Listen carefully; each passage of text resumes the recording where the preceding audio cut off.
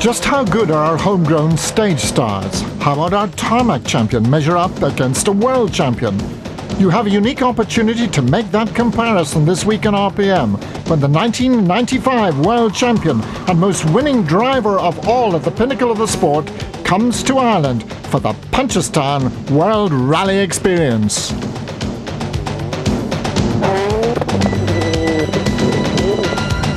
Welcome to the World Rally Experience here at Punchestown. Over the years, this has been a venue that some very famous names have competed at round this racetrack, including a man who's competing here today, the man who holds the world record for the most national hunt wins, that's Richard Dunwoody. But even he would admit that the punters have flocked here today to see the man who holds the title for the most world rally wins. He is Colin McRae, and hopefully he won't fall at the first hurdle.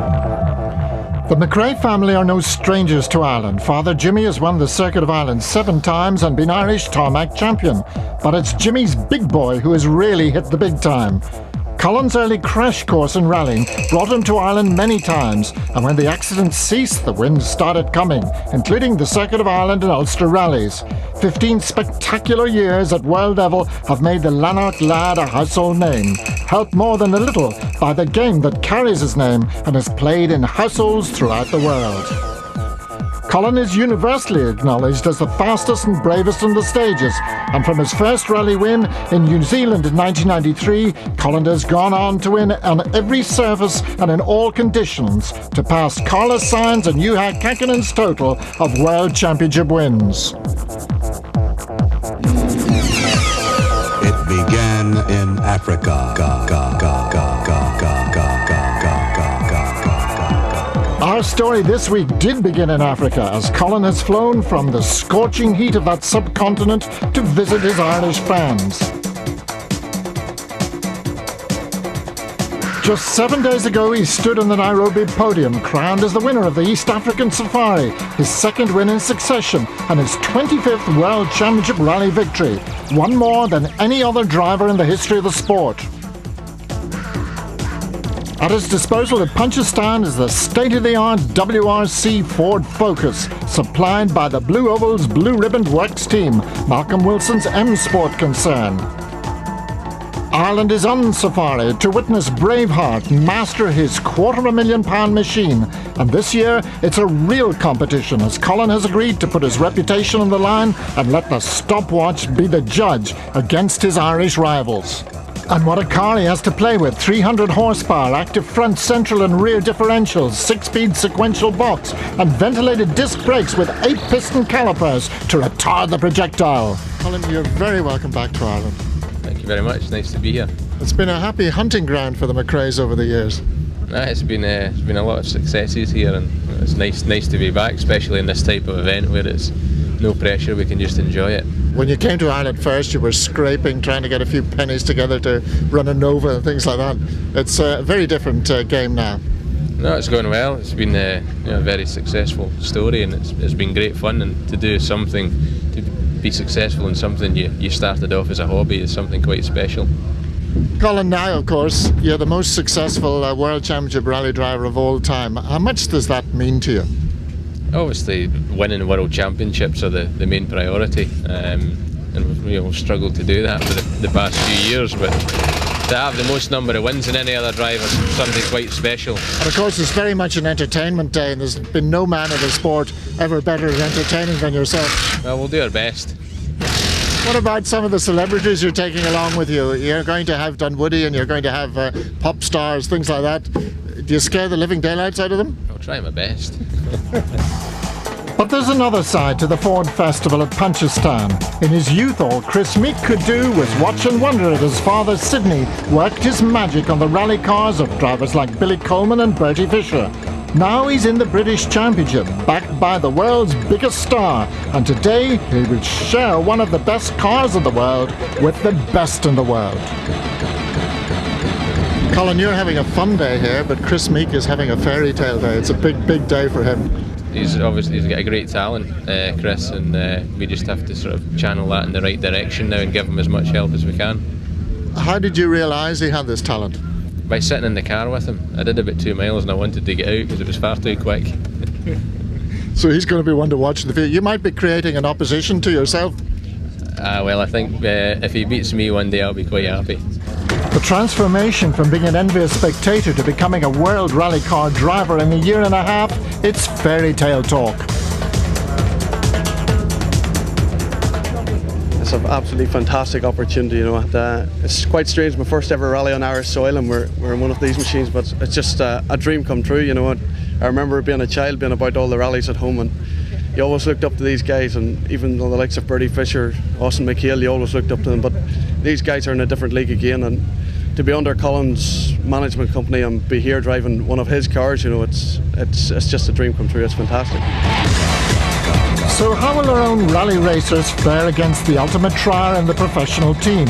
Armagh's Andrew Nesbitt has the best customer car that Subaru can offer, and the Cuisine de France team driver has broken all tarmac championship records in recent years. Dublin's Austin McHale may be a little down on form this year, but you never ever underestimate the 5-times champion. Belfast's Derek McGarity has a new shaped Subaru and some new sponsorship from BSS. It's good to see James Cullen back in the Wranglers Group A Subaru after a long layoff. And Robert Woodside is young and very up and coming in this high-octane sport. Over 40 homologated cars have been invited for this family rally showpiece, including the country's top Group N runners, and the fan cams are out to focus on the famous.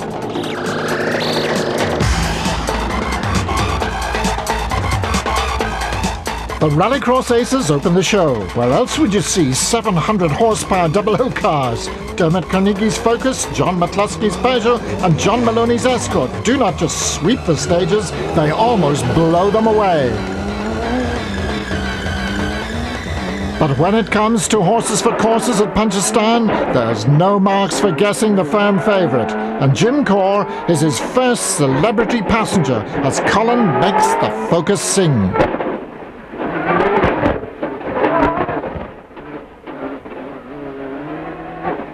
Watch the gear change. An instant twitch will send you firing through the ratios these days. 3 stages clockwise and 3 anti-clockwise are the order of the day, and Jim is getting a new kind of lesson in close harmony. Remember, Colin, like the others, has just had a familiarization run, but unlike the others, he is not getting any pace note information. Jim is too frightened to talk.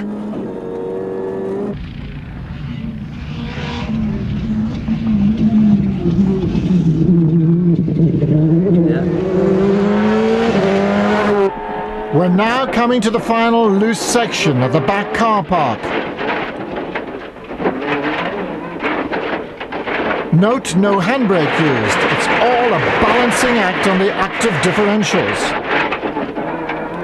And the benchmark time, 2 minutes 33.6 seconds for the 4-kilometre stage. As always, co-driver James O'Brien will play a big part in Andrew Nesbitt's success, and the determination of the Tarmac Championship's face tells us everything.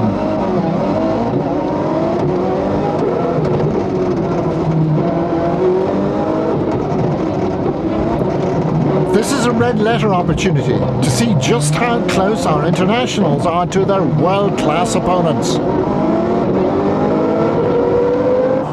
2 minutes 35.2 seconds is Andrew's time, just 1.6 seconds slower than the works Ford driver. But Austin is even closer. It's brilliant to see McHale murdering the Toyota Ireland Corolla again. He will beat Andrew by 0.2 of a second.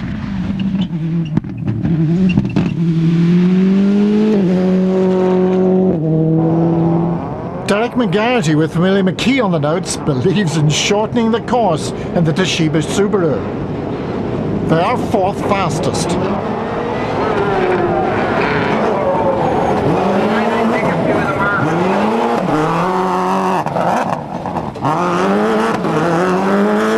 And James Cullen is dialing himself back in after that long layoff, with the ex-Boyzone boy Keith Duffy on board.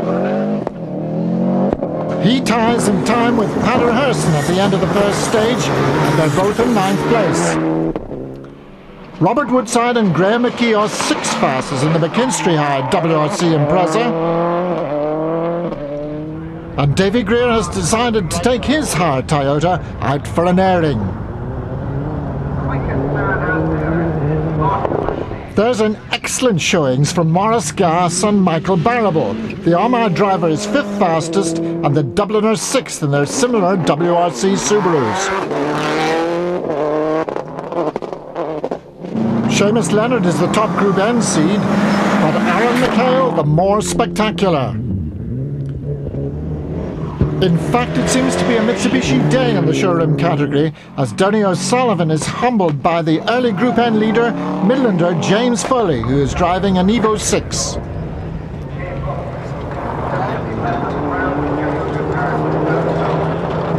Gary Jennings is having his second outing in the Fisher Engineering Mitsubishi and also having clutch problems. And the legendary Billy Coleman is being urged on by independent newspaper journalist Vincent Hogan.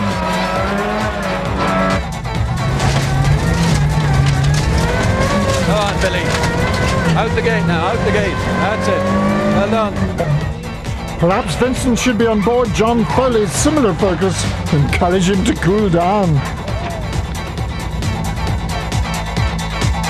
McHale and Nesbitt have come within a second and a half of the best in the world. There is certainly no disgrace in that, but will the gulf widen? The Punchestown World Rally Experience, where the fans are experiencing a rare Colin McRae masterclass and some very rare Irish sunshine. This time Colin has somebody on board who's no stranger to these environs, but the last time that Richard Dunwoody went around Punchestown on wheels, it was in an ambulance. A National Hunt jockey knows all about jumps, but the next one's a bit severe. That was quicker.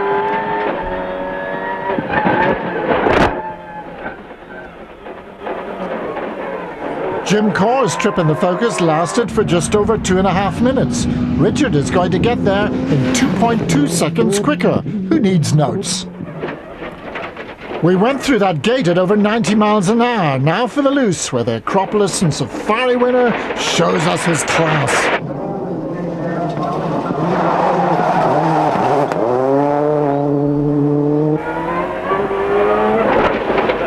That was a bit quicker.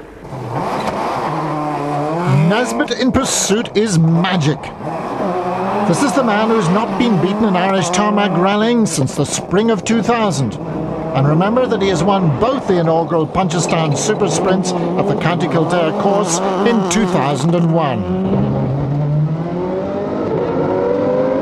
Andrew also carves 2 seconds from his first run, and his time is quicker this time than Austin.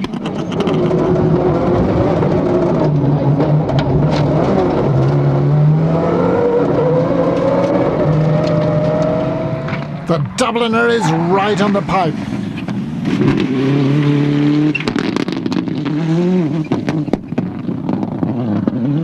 As he scatters the tyres with abandon, but a small mistake at the end of the run costs him and co-driver Brian Murphy second place as they drop behind Nesbitt. Morris is really on the gas today. After 2 runs, the Emo Oil car is up a place to 4th. Just 0.2 of a second ahead of Derek McGarty, who is having problems with the sophisticated ignition cutout on the gear stick, which is restricting the speed of his upshift. Michael Barrable, who is taking his wife Linda on a high-speed ride around Punchestown, is also proving to be quite a star in the Star newspaper Subaru. And the very locked-up Robert Woodside is just 0.4 seconds behind. Davy Greer, with the recovered Rory Kennedy on the notes, is less than a second off 7th place. But the Group A cars are at a disadvantage on this high-speed course. Harrison is 9th and James Cullen in the Wrangler Subaru 10th. And there's trouble for Ollie, who was such a star at last year's event. The O'Donovan Group A Impreza is cutting out of the stages.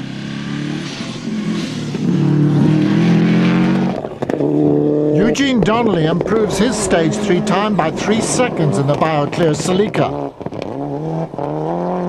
And the high-speed parade goes on. Hugh Dunn is another recent addition to the World Rally Car Club, as is the Cork driver Liam McCarthy in the Murphy Construction Corolla.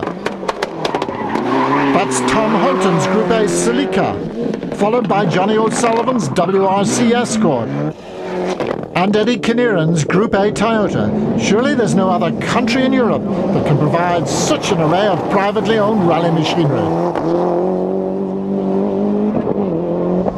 Back on board Gary Jennings' Pit Lane Motorsport Mitsubishi, the Group N battle is hotting up. The young Fermanagh star, hampered by that clutch problem, is in third place. Into long square right. He's behind Adrian McElvenney, who has just moved ahead of James Foley. But as we can see, he's giving it everything. The Billy Coleman Scholarship winner, Stuart Darcy, is also impressive in his Puma 1600. But Natalie Barrett makes a brief appearance in her WRC Hyundai. Now it's time for fairy tales to come true. Fitting snugly into Colin's seat, Kris Meeke, guided by Glenn Patterson, makes his World Rally Car debut. No times are being published to keep the pressure off the young Ford trainee, and no doubt resist the temptation to overstep the mark. But any casual observer can tell that this young Dungannon man has exceptional talent. Here comes that jump. You can see from inside that Kris has no fear over this 80-mile-an-hour leap. Here it is again in slow motion.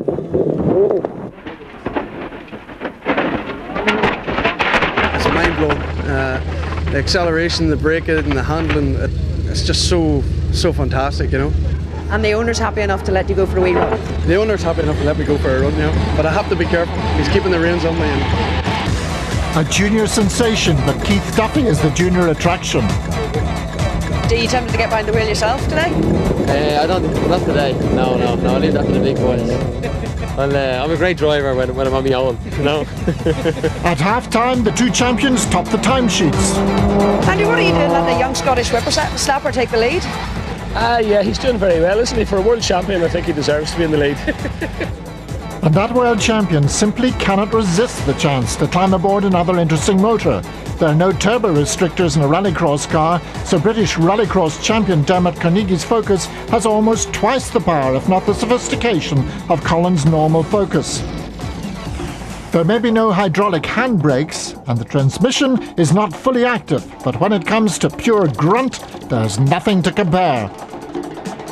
Awesome is Colin's description of this 700 horsepower beast.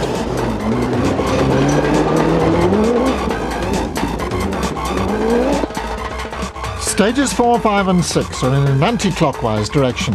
Unless we should be in any doubt, the Scottish superstar is again 2 seconds faster than the locals. Join Colin's celebrity guests on a white-knuckle ride to surpass all fairground attractions. We're up to over 100 miles an hour now before we have to brake for this loose left-hander. Excellent.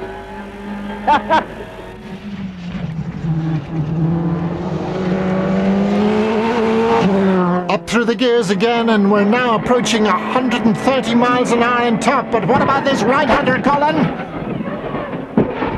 Ooh, that was a big moment.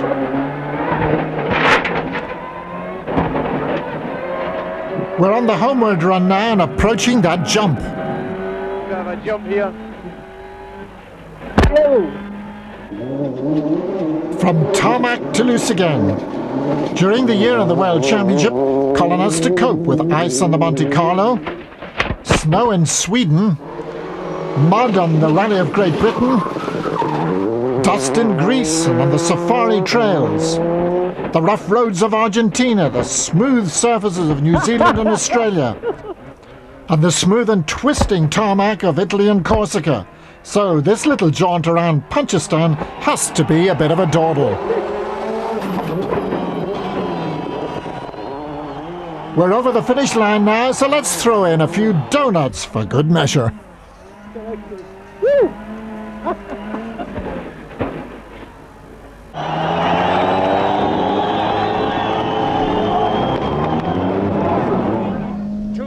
right. The Group N battle has been intense throughout the afternoon, and try as he always does, Gary Jennings just cannot overcome those clutch problems and has to settle for third. But it's a spectacular run. James Foley and Adrian McIlvanney have led, but in the end McIlvanney is pipped by just 0.3 of a second by Aaron McHale's IJN Ugo 5 in a Mitsubishi cleanup. James Cullen in the Wrangler Subaru gives the crowd just what they've come to see when he finishes just outside the top 10.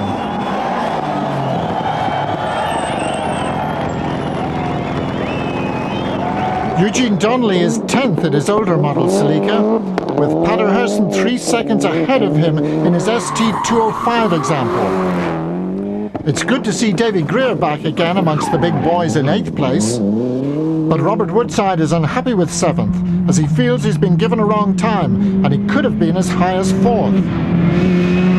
Maurice Gas slipped from 4th to 6th during the afternoon, but by any standards it's an excellent result for the Armagh driver. Derek McGarrity fights back to take 5th by 0.3 of a second.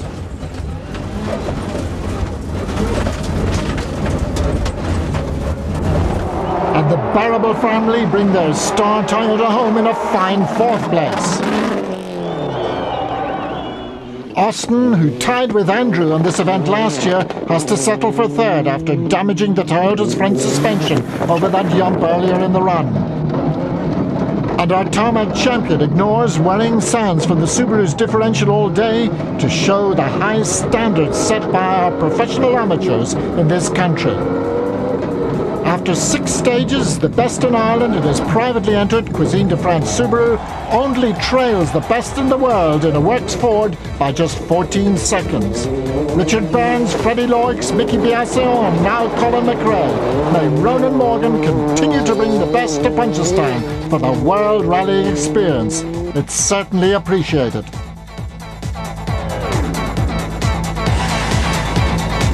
Everyone's a winner on a day like this. Malcolm Wilson is on hand to accept his driver's prize, and Austin Andrew and Richard Dunwoody will remember for many years the day that Braveheart returned to Ireland. Well, as is so often the case, when a McRae comes to Ireland, they usually go home with the big prizes, and that was definitely the case today. The difference being here that Colin McRae is definitely the best in the world, and certainly gave us a world rally experience.